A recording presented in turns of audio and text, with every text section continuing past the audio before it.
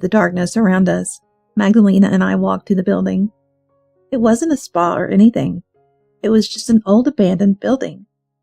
That moment, we noticed that the car lights that had been pointing at us until then were beginning to move. Looking at the car, we saw that Alec had woken up and was sitting in the driver's seat, driving the car with a spiteful smile on his face. His mother had the same smile on her face. "Hey, wait!" "Shut up. Spend a night here to get yourself together. This is what happens when you treat me, the head of the house, poorly." It was hard to believe that that was the Alec I married. Magdalena and I froze. Alec's mother stuck her head out the passenger window. "You and I aren't actually blood related, so you don't belong in our family trip. You should be grateful we drove you here. Enjoy." She can do what she wants to me, but I can't forgive her for involving my daughter in this. I was about to explode from anger. "Mom?" Magdalena looked up at me uncertainly, so I softly patted Magdalena's head in order to comfort her and pulled out my cell phone to check whether I had signal. Though it was weak, I luckily had enough signal to call the reception of the lodge we were supposed to stay at that night. The lodge staff are locals that know the area well, so they understood where we were and arrived with the police in no time. They took us to a nearby hospital just in case, but we were perfectly fine apart from some bug bites. So we then went to the lodge.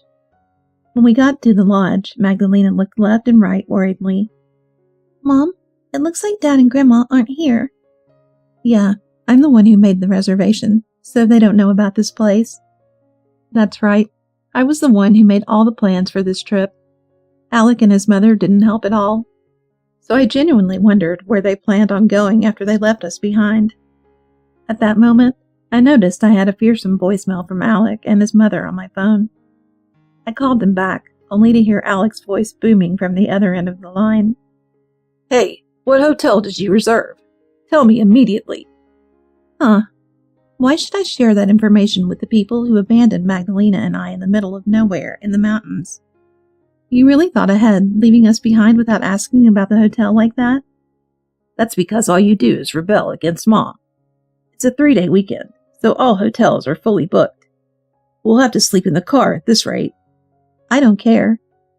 You realize that the way you abandoned us in the mountains is a crime." After I replied coldly, Alec's mother quickly got on the line. "It's already time for dinner. If you don't tell us soon, we won't be able to eat." The two of them arrogantly seemed to have completely forgotten the fact that they had abandoned Magdalena and I. I told them the name of our hotel. "Why would you tell them? It's better to just leave them alone." "Don't worry, leave this to me." I lightly stroked my daughter's head and then called the police. "Hello? My mother-in-law and husband, who left us in the woods, seem to be headed to the lodge now. Yes, please come soon." It's so lucky that I still had enough service to get in touch with the lodge. Who knows what would have happened otherwise? Though we got through this safely, I can't forgive Alec and his mother for putting our lives at risk like that. Without hesitating, I left the police to catch the two of them. Magdalena and I were relaxing in our room when we got a call from the front desk.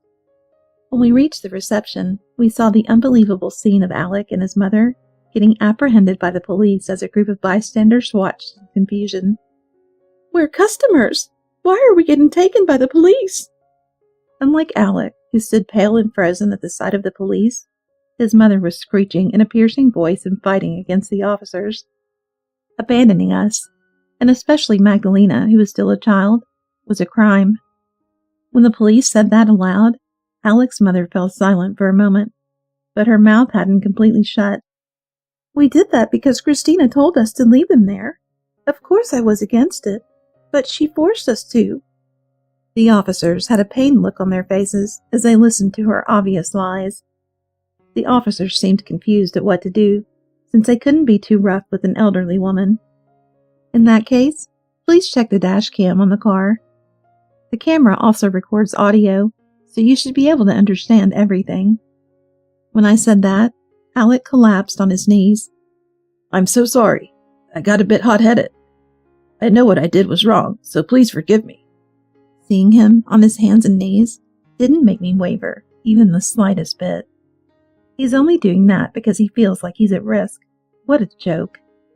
Just like a scene from a movie, the police said, "Let's hear more about this in the station," and pulled Alec and his mother into their patrol car. In order to not risk them returning, I canceled the room I had reserved for Alec's mother.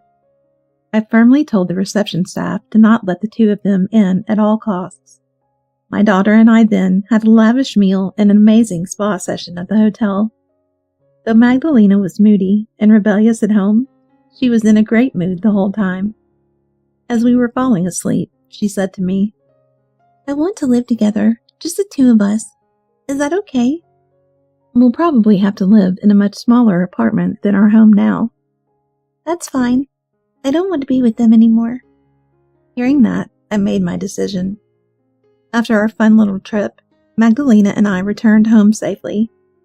I packed our things and then went to City Hall to receive divorce forms. Since I hadn't filed for damages, and since Alec's mother cried their entire time in the police station, they also returned home eventually. Ignoring his mother's immediate harsh words upon seeing me, I handed Alec the divorce papers. "I don't want to deal with you two anymore. Let's divorce." Upset, Alec apologized for everything he had done. On the other hand, his mother, who obviously didn't feel bad at all, continued to glare at me. "All we did was leave you in the mountains once, and you want a divorce? You better stay put in this house." She continued to verbally harass me, but I ignored everything. That weekend, Magdalena and I toured rental agencies and signed a contract for an apartment for us to live together in. "What I did was wrong.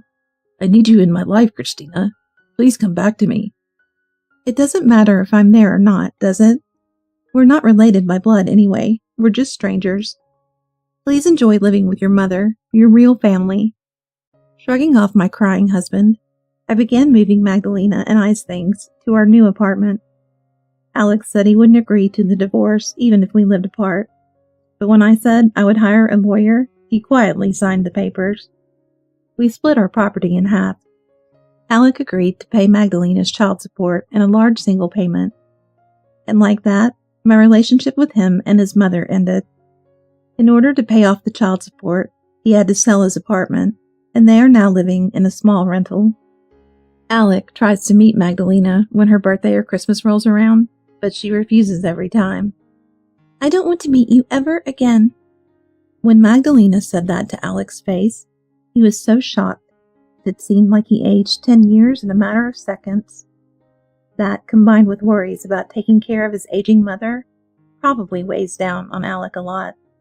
But that has nothing to do with me now. I don't want to deal with them ever again. From now on, Magdalena and I will do our best in our new lives together. Because of what happened, Magdalena and I are even closer than before. I'm sure that Magdalena will go through a teenage rebellious phase soon enough, but I'll face that head on.